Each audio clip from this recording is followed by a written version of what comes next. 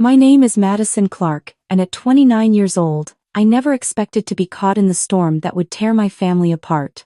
If you had told me a few years ago that the choices I made, choices rooted in following my heart rather than chasing dollar signs, would lead to a war inside my family, I would have laughed. But here I am, standing at the center of a legacy built on money, appearances, and control, yet destined to take a different path than the one they carved for me. Before we continue, please subscribe to the channel and let us know where you're listening in the comments.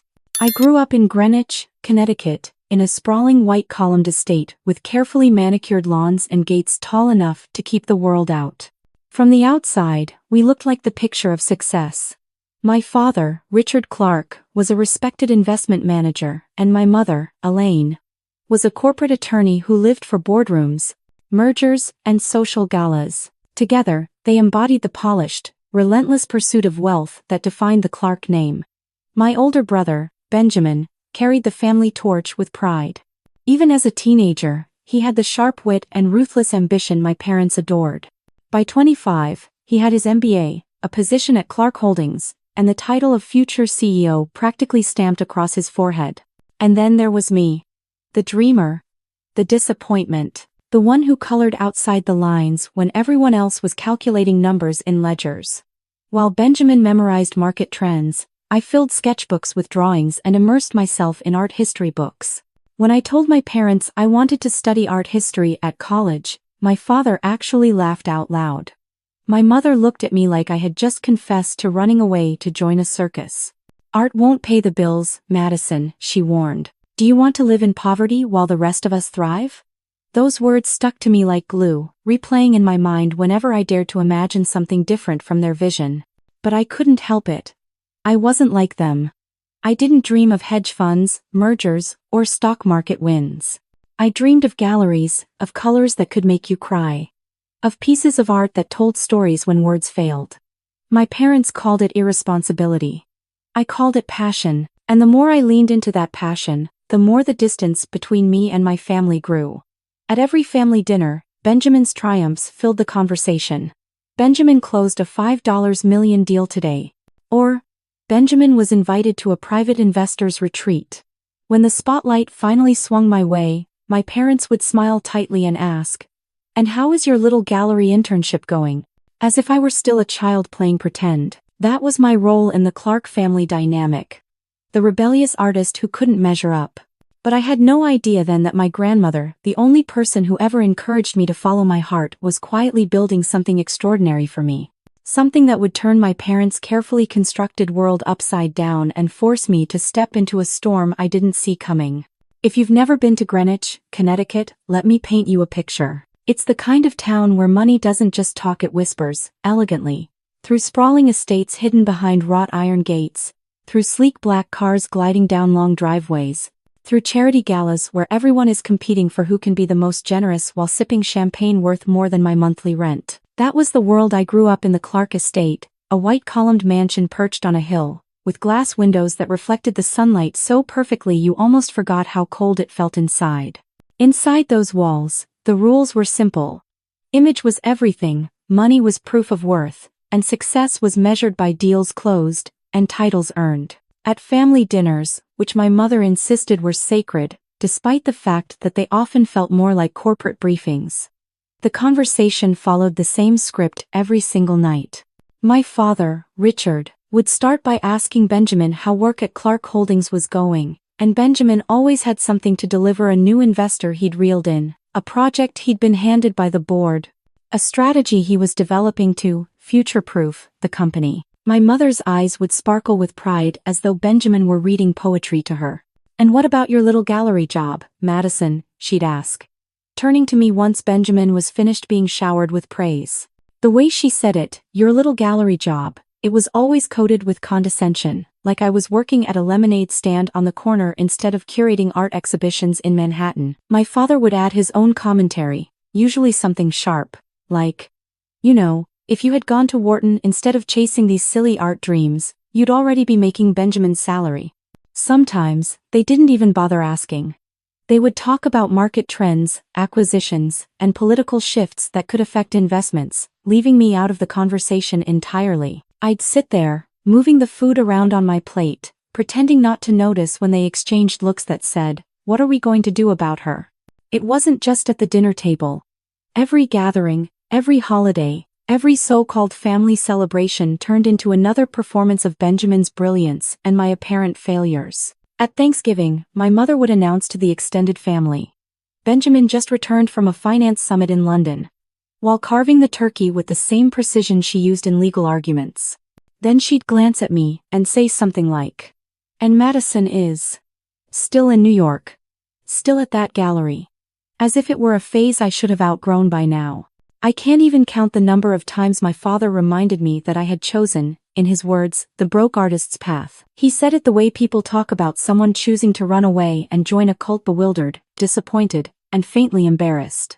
"You had every advantage," he'd lecture. "Private schools, connections, opportunities. And you squandered it all chasing colors on a canvas." He made it sound like my passion for art was some kind of moral failing. Benjamin never had to face those lectures. He was the prodigy, the golden boy, the embodiment of everything the Clarks valued. And to be honest, sometimes I hated him for how easily he fit into their mold. Not because he was cruel. Benjamin wasn't necessarily cruel. He didn't go out of his way to insult me the way my parents did. But he didn't defend me either. He just sat there, soaking up the praise, never once saying, "Hey, Madison's doing something meaningful too." For him, it was easier to stay the golden child, the one who never disappointed, and maybe that's why I clung so tightly to my grandmother, Eleanor Clark. Grandma Eleanor was different. She had this way of looking at you, really looking like she could see beneath all the layers of pretense, beneath the titles and the money. In a house where affection was rationed out like quarterly bonuses, she gave it freely. Whenever I felt invisible, I'd find myself drifting into her study, a room that smelled of lavender and old books, with sunlight spilling through the lace curtains. She'd be there in her favorite chair, a knitted shawl draped over her shoulders, reading a novel or sketching in the margins of her crossword puzzles. She always made space for me. Always. "Show me what you're working on, Maddie," she'd say, patting the seat next to her. I'd pull out my sketchbook, embarrassed, half expecting her to laugh the way my parents did. But she never did. She studied each line like it mattered. "You see the world differently," she told me once, tracing a finger over one of my pencil drawings. "Your father doesn't understand it, but that doesn't make it less valuable. Money comes and goes, Madison, meaning lasts forever." Those words became my anchor. Every time my parents belittled me, every time Benjamin's success was paraded in front of me, I held on to Grandma's voice. She was proof that maybe, just maybe, I wasn't as foolish as everyone made me feel. Still, it wasn't easy. I'd leave family dinners with my stomach twisted in knots, walking back into my little apartment in New York with its chipped paint and secondhand furniture, and I'd wonder if they were right. Maybe I was irresponsible. Maybe I was destined to fail. But then I'd think about the look in Grandma's eyes when she talked about meaning, about creating something that outlived us, and I'd push forward. What hurt the most wasn't just their lack of support, it was the way my parents actively sabotaged any sense of confidence I tried to build. When I had my first small exhibition at a cafe in the city, I invited them. They didn't come. Not even a polite excuse, just silence. When a local gallery featured one of my mixed media pieces, they didn't acknowledge it at all. But when Benjamin closed a deal, they sent out emails to family friends, boasting like it was front-page news. The more they dismissed me, the more determined I became to carve out my own place in the world. But determination doesn't erase pain. Every sarcastic remark chipped away at me. Every comparison to Benjamin felt like a reminder that I wasn't enough. In some ways, I think my grandmother knew more than she ever let on. She saw the cracks forming in the family, saw how the weight of their expectations was crushing me. She was the only one who reminded me that I wasn't broken, I was just different. And in a family like mine, being different was the ultimate rebellion. Looking back now, I realized that those nights in her study, with her hand resting gently on mine as she said, "Follow your own path, Maddie," were the only reason I had the courage to keep going. Because deep down, I knew she believed in me. And that belief would one day change everything. At the time, though, I had no idea what she was planning. No clue that while my parents were grooming Benjamin to take over the empire, my grandmother was quietly writing a different story. One that would shift the balance of our family forever.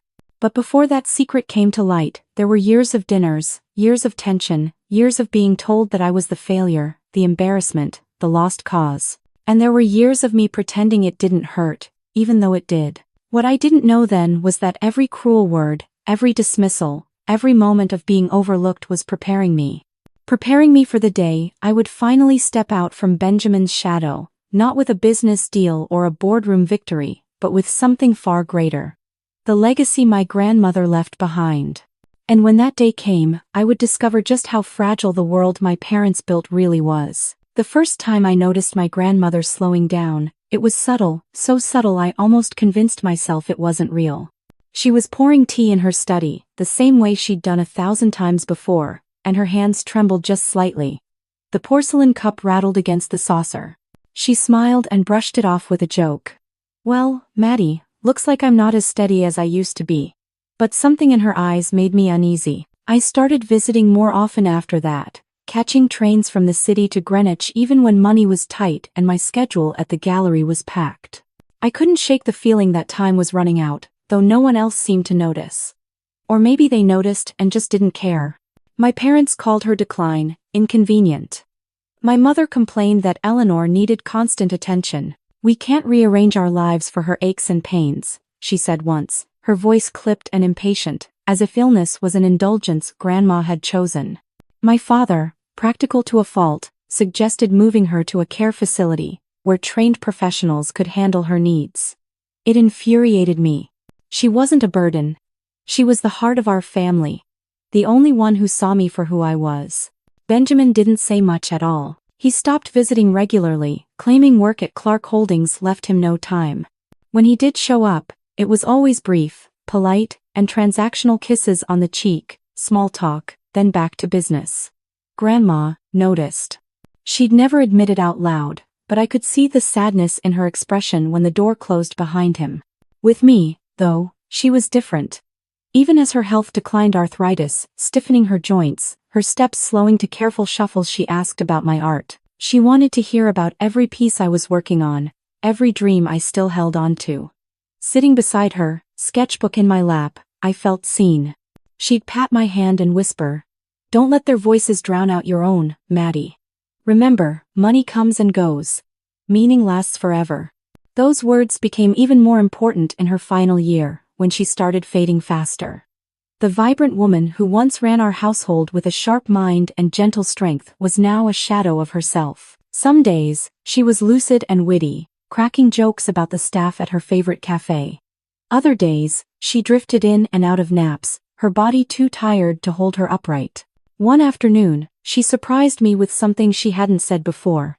I was showing her a series of abstract pieces I'd been working on, bright, chaotic collages made of fabric, paint, and scraps of letters. She studied them with an intensity that made me squirm. Then she looked up and said, "I've been keeping notes, Maddie. Watching, waiting. One day you'll understand." I asked her what she meant, but she just smiled, her eyes sparkling with secrets. It wasn't the first time she hinted at something bigger, but I let it go. Maybe she was just reminiscing. Maybe she was just tired. I never imagined what she truly meant. The end came quietly. It was a gray morning in late February when the call came. I was walking to the subway in Manhattan, the wind biting at my face, when my phone rang. It was my father. His voice was clipped, unusually low. "Your grandmother passed in her sleep last night. The nurse found her this morning." I stopped dead on the sidewalk. The city rushing past me as though nothing had changed. Though my world had just split open, my grandmother, the one person who believed in me without conditions, was gone. I don't remember much after that. I sat down on a bench, tears streaming, ignoring the curious glances from strangers. All I could think was, she won't be there to tell me I'm enough anymore. She won't be there to anchor me when the rest of them tear me down. The funeral was scheduled for the following week. My parents approached it with the same efficiency they applied to corporate mergers. My mother took charge of the guest list, making sure the right people were invited. My father focused on logistics, the casket, the service, the reception at the country club afterward. It was all about appearances, about ensuring the Clark name was honored properly. For me, It wasn't about appearances. It was about grief. I maxed out my credit card to buy a black dress suitable enough for the occasion and a train ticket home. Walking into the estate again felt surreal. The house was polished, pristine, as though nothing had changed, but the emptiness inside me was unbearable. Grandma's study door was closed, and I couldn't bring myself to open it. The night before the funeral, we gathered for dinner. My parents were calm, almost detached, talking about the number of guests expected, the flowers, the music. Benjamin chimed in occasionally, his tone respectful but distant. I sat quietly, my appetite gone. I was mourning, but to them, it felt like just another event to host. Later that night, I overheard a conversation in the kitchen. My father's voice was low, serious. Daniels called again. He insists we follow Eleanor's exact instructions for the will reading. My mother's response was sharper, impatient. Richard, we knew this was coming.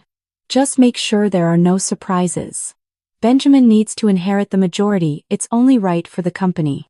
They fell silent when they saw me. My mother shot me a look half annoyance, half warning.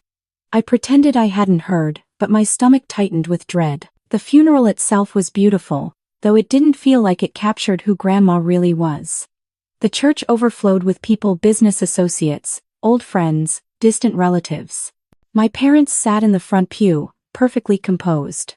Benjamin stood tall beside them, the image of the heir apparent. I sat with them, but I felt completely alone. As eulogies filled the air, people spoke about Eleanor's charity work, her elegance, her role as the matriarch of a powerful family. Not one mentioned how she'd sit with me for hours, sketching quietly, or how she told me that meaning mattered more than money. Those memories were mine alone, and they were slipping through my fingers like sand. After the burial, the lawyer, Mr. Daniels, approached us. A tall, serious man, with silver hair, he'd represented the Clark family for decades. The will reading will take place tomorrow morning at Eleanor's home, he informed us. She left very specific instructions about how it should be conducted. My father nodded curtly. My mother asked, "How long will it take?" As if it were just another meeting to squeeze between appointments. Benjamin's jaw tightened, but his eyes gleamed with anticipation. I didn't say anything, but I knew what everyone was thinking. Everyone assumed the bulk of the estate, the wealth, the influence, the very continuation of the Clark empire, would go to Benjamin. He was the golden child, the heir who had followed the path they all respected. And me? I was expecting almost nothing. Maybe a keepsake, perhaps one of Grandma's books or a piece of jewelry, something sentimental. I had no illusions about the money. I wasn't Benjamin. I wasn't the child who carried the family's name like a crown. I was the one who strayed from the path, the one who had chosen the broke artist's life. Still, I couldn't shake the memory of Grandma's words. I've been keeping notes. Watching, waiting. One day you'll understand. As I lay awake that night in the guest room, once my bedroom, now stripped of all traces of me, I kept wondering.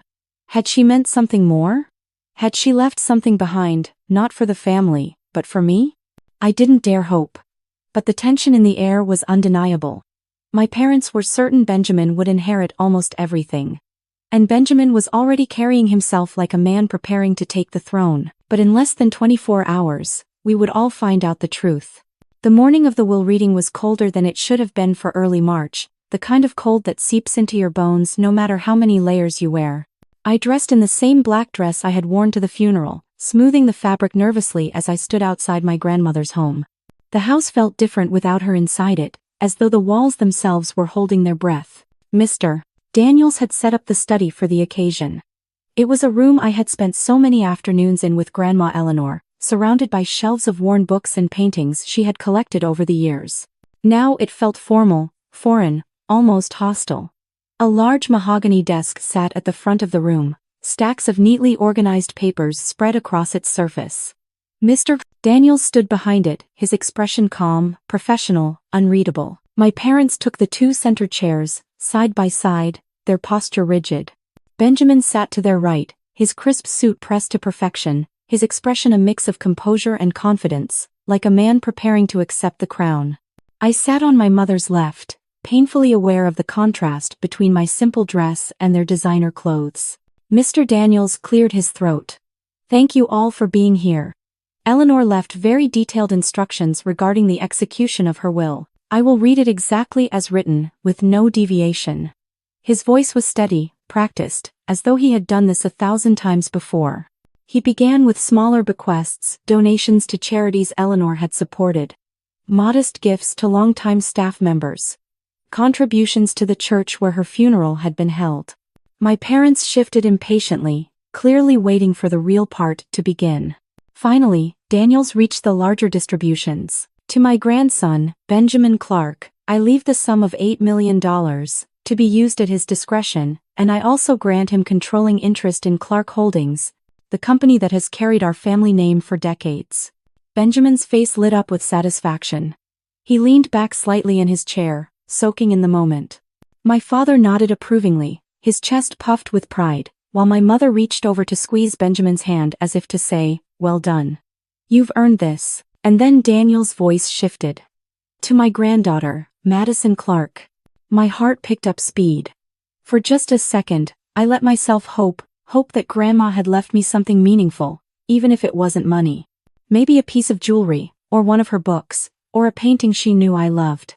Something that said she had thought of me. Daniels looked down at the paper.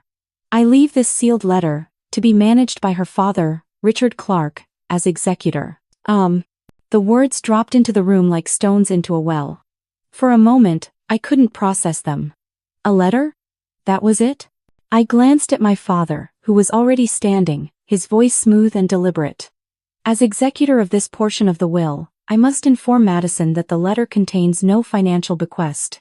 Your grandmother and I discussed this at length before her passing. She agreed with our assessment that Madison needs to learn responsibility and self-sufficiency. Olubre. My mother joined in, her tone saccharine, almost smug. This is what you need, Madison. You've been making poor choices for years. It's time you learn to earn your way in the world, just like your grandmother did. Their words stung more than I could bear. $8 million and a company for Benjamin. And for me? A lecture wrapped in a letter. I could feel my cheeks burning, humiliation pressing in on me from all sides. My parents' smirks, Benjamin's faintly amused expression, the silence of the room, it was almost unbearable. Benjamin leaned forward slightly, his voice low, calculated. Just to clarify, this means Madison receives no shares in Clark Holdings either, correct? My father nodded firmly. Correct. She has no involvement in the company. I wanted to cry, but I refused to let the tears fall in front of them. I clenched my fists in my lap, trying to steady my breathing. Trying not to give them the satisfaction of seeing me break. And then Mr. Daniels cleared his throat again. His calm demeanor hadn't wavered, but there was something new in his tone, something deliberate. Actually, there is more to the will that pertains specifically to Madison Clark. The room went still. My father frowned. What do you mean? Daniels adjusted his glasses. Eleanor left very explicit instructions that a portion of the will be read privately to Madison alone. At least initially. My mother's head snapped toward him, her voice sharp. That's highly irregular. This is a family matter. We all have a right to hear it. With all due respect, Mrs. Clark, Daniels replied evenly. I am bound to follow Eleanor's legal instructions. She was very clear. This portion of the will is for Madison's ears only. My father's face darkened, his jaw tightening. As executor, I demand to hear it. Daniels didn't flinch. Mr. Clark, I am the legal executor of this will. Your role is irrelevant in this matter. Eleanor designated me, and me alone, to administer this section. I must ask everyone except Madison to leave the room at this time. For a moment, I thought my parents might actually refuse. My mother's nails dug into the armrest of her chair, her lips pressed into a hard line. Benjamin looked between us with a mix of annoyance and curiosity, but Daniels stood firm, his voice steady and authoritative. After several minutes of protests and heated whispers, my parents finally stood. My father's parting words were cold and sharp. This isn't over. We'll be calling our own lawyers. My mother shot me a look of pure venom as she walked out, Benjamin trailing behind them with a stiff, angry gait. And then it was just me and Mr. Daniels in the room, the heavy door closing behind the others. The silence felt enormous. Daniels' expression softened slightly as he looked at me. I apologize for the drama, Madison. Your grandmother anticipated this reaction, which is why she structured her will this way. I swallowed hard, my voice barely above a whisper. I don't understand. Did she really cut me out? Daniels shook his head slowly. Quite the opposite, actually. What I'm about to share with you was arranged by your grandmother over the past 5 years. She was extremely careful to ensure that this information remained private until the right moment. He reached into his briefcase and pulled out a sealed envelope with my name written in familiar handwriting, my grandmother's. Seeing those loops and flourishes brought tears to my eyes instantly. My hands trembled as I reached for it. Perhaps you should read it in her words, Daniel said softly, handing it to me. I stared down at the envelope, my name scrawled across it in the hand that used to pat mine gently during our study talks. Whatever was inside, it wasn't just words on paper, it was her voice, reaching out to me one last time. For the first time since the funeral, I felt something stir inside me that wasn't grief or humiliation. It was hope. Fragile, tentative hope. My fingers trembled as I broke the seal on the envelope.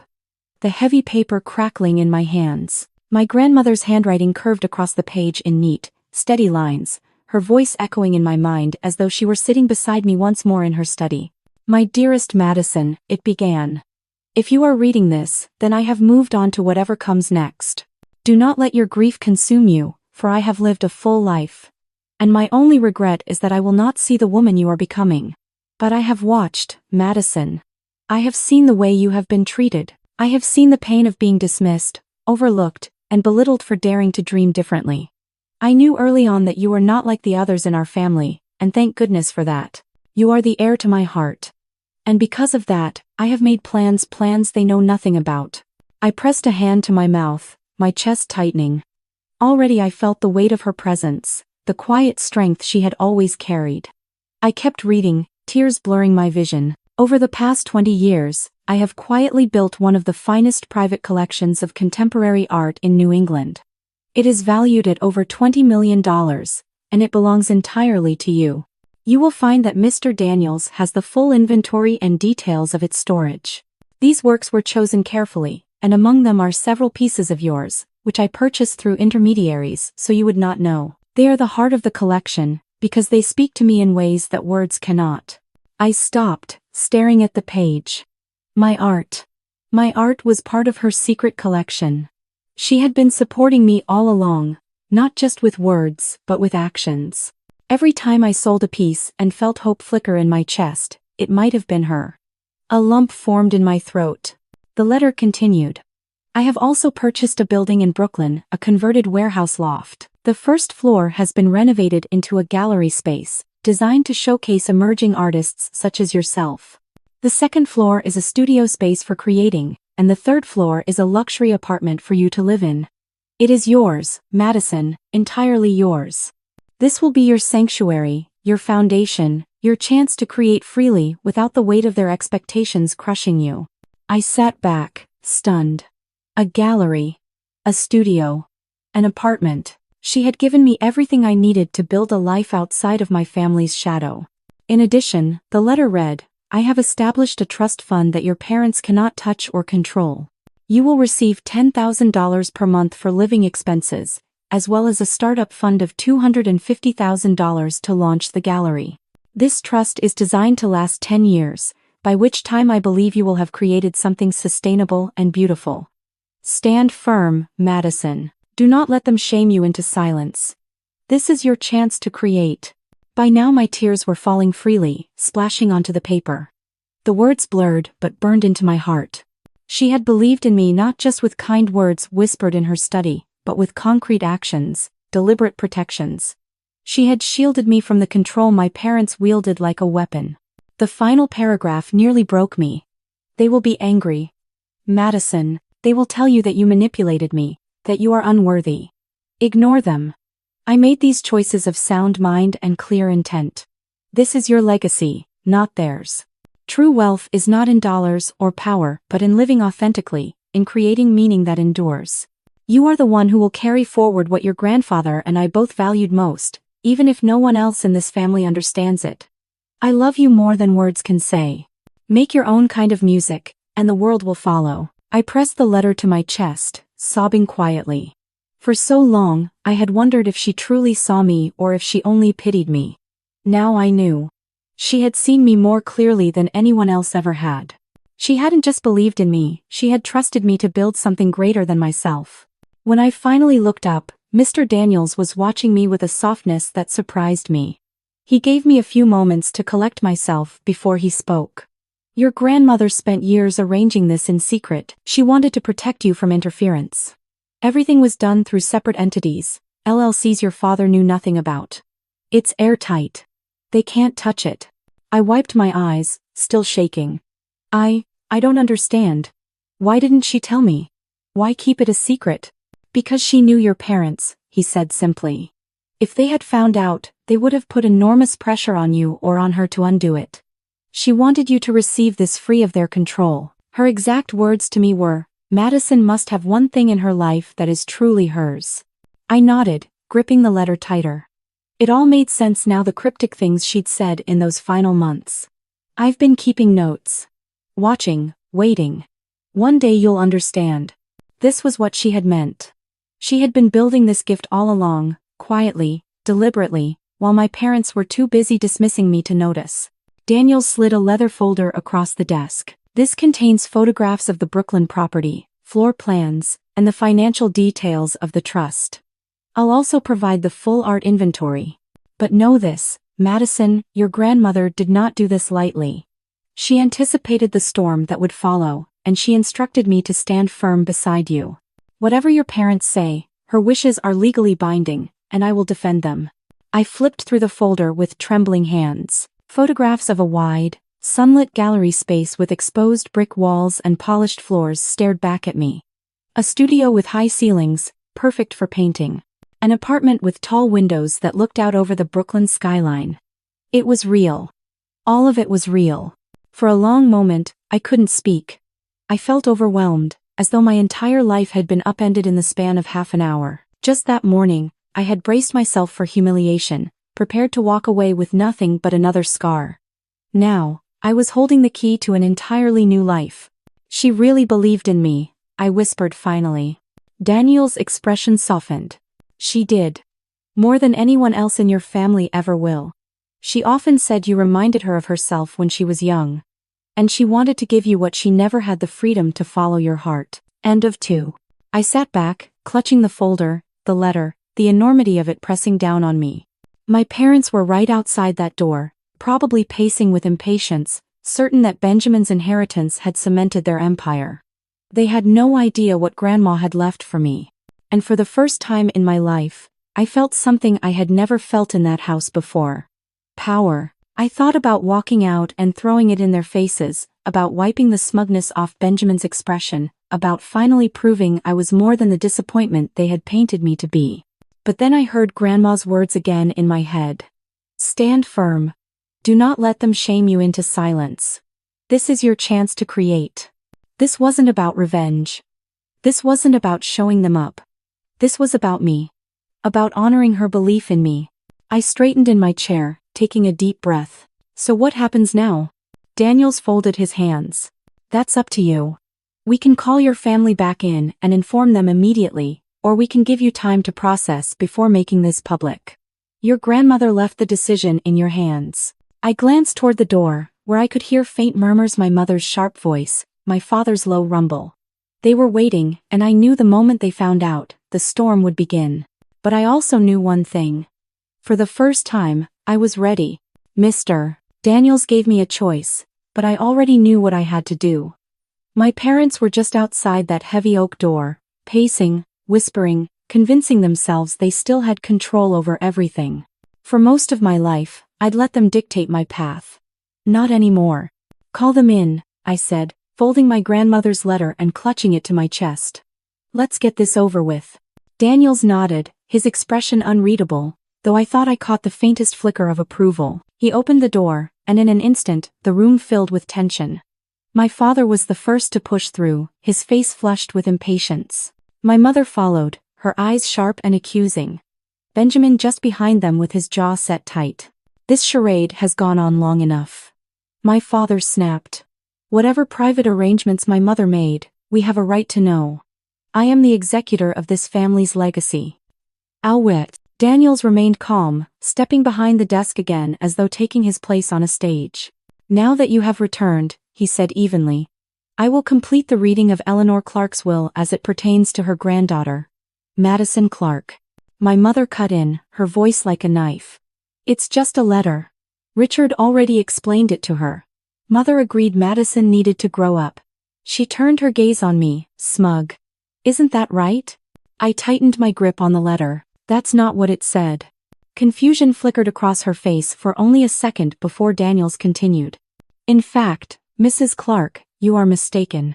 Eleanor left Madison a very substantial inheritance. It includes a private art collection valued at approximately $20 million, a property in Brooklyn consisting of a gallery, studio, and apartment, and a trust fund structured to provide for her living and startup expenses for the next 10 years. And? The words seemed to hang in the air like a thunderclap. My mother went pale, then crimson, her mouth opening and closing without sound. My father shot to his feet. This is outrageous. My mother would never divert family assets into nonsense like art. She did. Daniels replied calmly. And she documented her decisions meticulously. These were her explicit wishes. Benjamin's chair scraped loudly against the floor as he leaned forward, his voice sharp and full of betrayal. So, you're telling me she gave her more than me? After everything I've done for this family? For the company?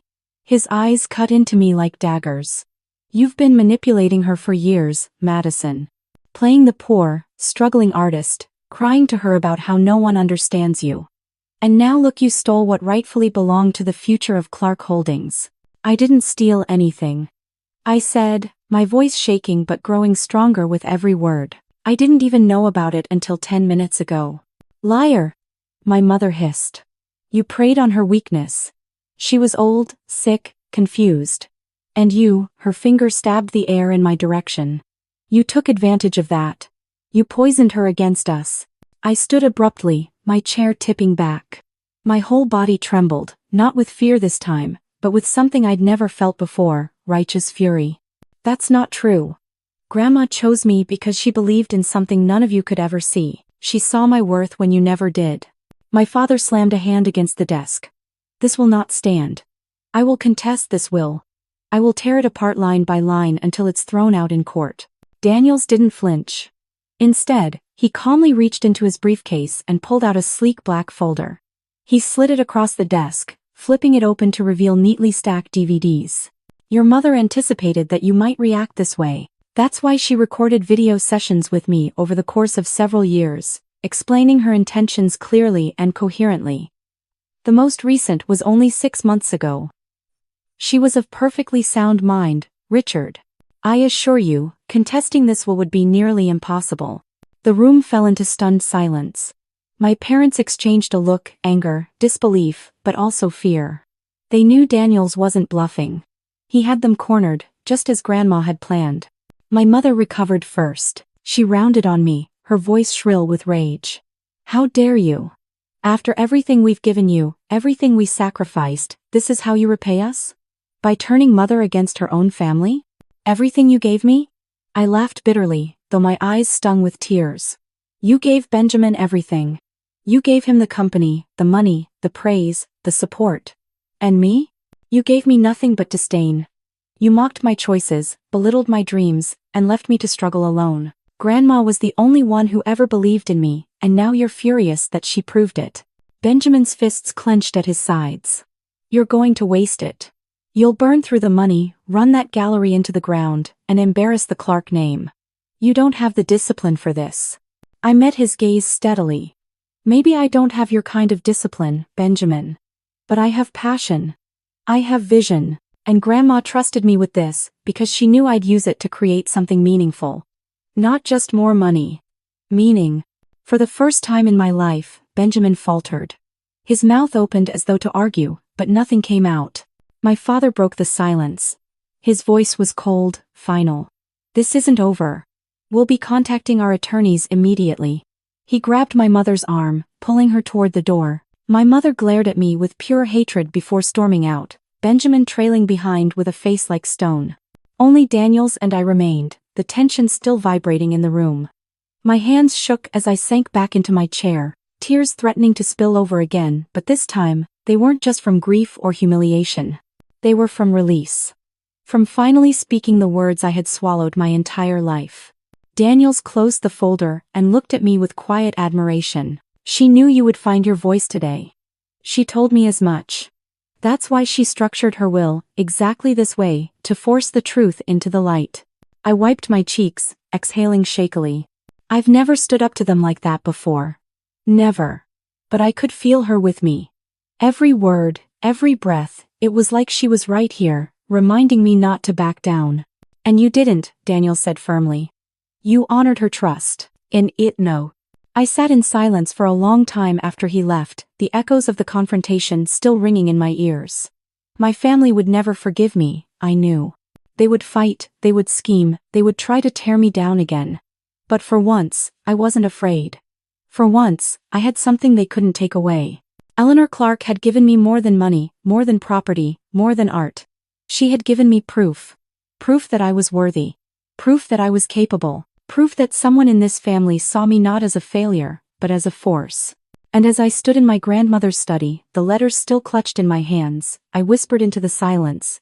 Thank you, Grandma. I'll make you proud. In the weeks after the will reading, my life shifted in ways I never could have imagined. For nearly 3 decades, I had been the afterthought, the disappointment, the black sheep. Now, I stood holding the keys to a gallery, an art collection worth millions, and the freedom my grandmother had so carefully preserved for me. The first time I set foot in the Brooklyn building, I could feel her presence. It was a converted warehouse with soaring ceilings, exposed brick walls, and beams that stretched across the space like the bones of something ancient and strong. Dust clung to the corners, the air smelled faintly of paint and plaster, but I didn't see flaws, I saw possibility. I walked slowly across the scuffed hardwood floors, sunlight pouring through tall windows, and whispered, "We did it, Grandma." Still, excitement alone doesn't build a gallery. I had no business degree, no background in finance, nothing that would convince anyone I could run something of this scale. That's where Sofia Martinez came in. Sofia was a name in the art world, a respected gallery owner in her 60s with a reputation for spotting talent before anyone else. I met her through Mr. Daniels, who had arranged the introduction at my grandmother's request. When we first sat down over coffee, I half expected her to look at me the way my mother always did, with thinly veiled skepticism. But Sofia surprised me. She leaned back in her chair, her silver hair tied neatly, her eyes sharp and bright. "Eleanor told me about you," she said. "She believed you have the vision, but vision alone won't pay the bills. If you're willing to learn, I'll teach you the business side." I nodded so quickly I must have looked desperate. "I'll learn anything." And I did. Over the next few months, Sofia became both mentor and anchor. She walked me through everything: permits, insurance, contracts, artist agreements, marketing. She explained how to price artwork, how to negotiate with collectors, how to build relationships without compromising integrity. I filled notebook after notebook with her advice, my brain stretching in ways it hadn't since college. Running a gallery isn't just about showcasing art, she told me one afternoon as we stood in the dusty space watching contractors hang lighting. It's about creating conversations. What makes your gallery different from the 100 others in New York? What statement are you making? That question haunted me for weeks.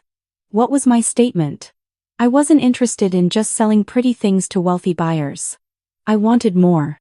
I thought about my grandmother's words: "Money comes and goes. Meaning lasts forever." And then it clicked. My gallery would champion voices like mine, the dreamers, the ones dismissed as impractical, the ones told they weren't enough. So when the time came to select artists for the inaugural exhibition, I knew exactly what to look for. I sought out women, especially those whose work explored themes of identity, resilience, and freedom. Women who had fought to be seen. Women whose art told stories too often ignored. The exhibition was called Unbound. 8 artists filled the space with their work: photographs, sculptures, mixed media pieces that shimmered with defiance. And at Sofia's insistence, I included 3 of my own works in a side gallery. At first, I resisted. "People will think I'm using Grandma's money to promote myself," I argued. Sofia shook her head. "Your grandmother believed in your talent. The least you can do is honor her by standing beside the artists you admire." Besides, if you're going to run this gallery, people need to know you're not just a curator, you're a creator. As Pena. So I hung my 3 pieces on the wall, my stomach twisting with nerves. They were deeply personal collages of fabric, photographs, and paint that explored my fractured relationship with my family. Standing in front of them the night of the opening, I felt exposed, vulnerable. But I also felt alive. The gallery buzzed with energy that evening. Guests moved through the space, wine glasses in hand, pausing at each piece, leaning in close, whispering, arguing, crying. I stood quietly in the corner, overwhelmed by the sight of strangers connecting with art I had fought to defend my whole life. And then something happened I'll never forget. A journalist from a major art magazine pulled me aside. "Your gallery is a fresh, fearless voice in New York's art scene," she said. "It's rare to see a new space open with such a strong sense of purpose." Her words echoed in my head for days. A fresh, fearless voice. For the first time, I wasn't the disappointment. I wasn't the failure. I was the voice. The press coverage spread quickly. Local newspapers ran features, blogs called Eleanor's Gallery a hidden gem, collectors began circling. We sold more pieces than I had dared to hope for. But more important than the sales were the conversations, the women who told me they felt seen, the young artists who said they were inspired, the community that began to form within those brick walls. With each passing week, my confidence grew. I wasn't just surviving anymore, I was building. But I also knew I had a responsibility. My grandmother hadn't given me this gift just for myself. She had trusted me to use it to create something bigger. That's when the idea for the Clark Arts Foundation was born. Using a portion of my inheritance, I established a nonprofit arm of the gallery dedicated to supporting young creatives from underprivileged backgrounds. We offered scholarships for art programs, funded supplies, and created mentorship opportunities. I wanted to make sure that no one else had to hear the words I'd grown up with: art won't pay the bills. Be practical. Stop dreaming. The first scholarship we awarded went to a 17-year-old girl from the Bronx named Lila, who had been sketching portraits on scrap paper because her family couldn't afford proper supplies. When she received her acceptance letter to a summer program funded by the foundation, she cried. Watching her clutch that letter, I felt something shift inside me. This wasn't just about me anymore. It was about carrying my grandmother's legacy forward, about planting seeds for a future where dreamers didn't have to apologize for existing. Of course, it wasn't all easy. There were long nights, mistakes, setbacks. I botched a contract once and nearly lost an artist to another gallery. A leaky pipe threatened to flood the basement right before our second exhibition. I had to learn to delegate, to trust staff, to manage budgets, things I had no natural talent for. But every challenge felt surmountable because I wasn't doing it alone. Sophia was there, guiding me. My team grew. A small but passionate group of people who believed in the vision. And through it all, I kept my grandmother's letter framed in my office. Whenever I doubted myself, whenever my parents' voices echoed in my head, I'd read her words again. "You are the heir to my heart, Madison. Do not let them shame you into silence. This is your chance to create." It was more than an inheritance. It was a mandate. By the end of the first year, Eleanor's Gallery wasn't just surviving, it was thriving. We had mounted 3 successful exhibitions, launched the careers of artists who might otherwise have been overlooked, and built a foundation that was already changing lives. The art world was beginning to take notice, and so was I. For the first time in my life, I wasn't just Madison Clark, the family disappointment. I was Madison Clark, gallery owner, curator, artist, founder. I had carved out a space that was entirely my own, one my parents couldn't belittle or control. And when I stood in the middle of the gallery during our 1-year anniversary celebration, surrounded by art, by laughter, by people who believed in the power of creation, I whispered again into the air, "We did it, Grandma." This time, though, it wasn't just gratitude. It was pride. 1 year after the opening of Eleanor's Gallery, I stood in the middle of the exhibition hall during our anniversary celebration, hardly recognizing the life I was living. The gallery hummed with energy, artists chatting with collectors, guests clinking glasses, flashes from photographers capturing the night. We had mounted 6 exhibitions in 12 months, sold countless works, and, through the Clark Arts Foundation, given scholarships to young creatives who reminded me so much of myself. For the first time in my life, I wasn't just surviving, I was thriving. Financially stable, creatively fulfilled, and surrounded by people who valued what I brought to the table, I finally felt like I belonged somewhere. It was during that celebration that Benjamin showed up. He came quietly, without the entourage he usually carried, his face set in a mix of discomfort and curiosity. For a moment, I braced myself for confrontation, but it never came. Instead, he wandered through the gallery, stopping at pieces, studying them longer than I expected. Finally, he approached me. "This place," he paused, searching for words. "It's impressive, Maddie." It wasn't an apology, not quite. But it wasn't dismissal either. For Benjamin, it was a crack in the wall, a first step towards something different. And in that moment, I realized I didn't need his full approval. Just his presence, his acknowledgement of what I had built, was enough.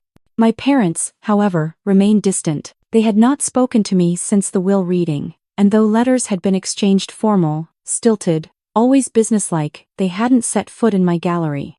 The old me would have been crushed by that rejection, desperate to win them over. But now? Now I felt liberated.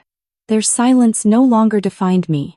I didn't need their applause to measure my worth. As the night wound down, and the last guests trickled out, I walked through the gallery alone, running my hand lightly over the frames, the sculptures, the work of artists who had trusted me with their vision. I paused in front of one of my own collages, displayed quietly in a corner, an explosion of color and texture that symbolized my journey from silence to voice. For the first time in my life, I said the words out loud and truly believed them. For the first time, I don't need their approval. I thought of my grandmother then, of her quiet strength, her steady encouragement, her secret plans that had rewritten the course of my life. She had given me more than money. She had given me freedom. She had given me permission to live authentically, without apology, without compromise. True wealth isn't inheritance. It isn't status or titles or the balance of a bank account. True wealth is the courage to live as yourself, even when the world tells you not to. Grandma Eleanor understood that. And through her, now I did too. I whispered into the quiet gallery.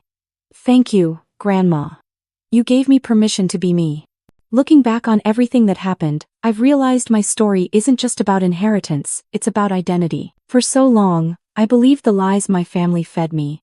That my worth was measured in numbers, in promotions, in how well I could mimic their definition of success. I carried the weight of their disappointment, like chains, always reaching for approval that never came. But when my grandmother left me her legacy, she gave me something far greater than money. She gave me validation, and more importantly, permission to define my life on my own terms. The lesson I've learned is that true wealth isn't in bank accounts, companies, or accolades. It's in the courage to live authentically. To follow the path that ignites your soul, even when others mock or dismiss it. We cannot spend our lives chasing someone else's idea of who we should be. Approval fades, status can be stripped away, but real meaning lasts forever. My grandmother believed in me when no one else did, but even without her, I've learned that the belief that matters most is the one we hold in ourselves. And now I finally know. I am enough, exactly as I am. If you like this story, please like this video, subscribe to the channel, and share your impressions of this story in the comments. To listen to the next story, click on the box on the left. Thank you for watching.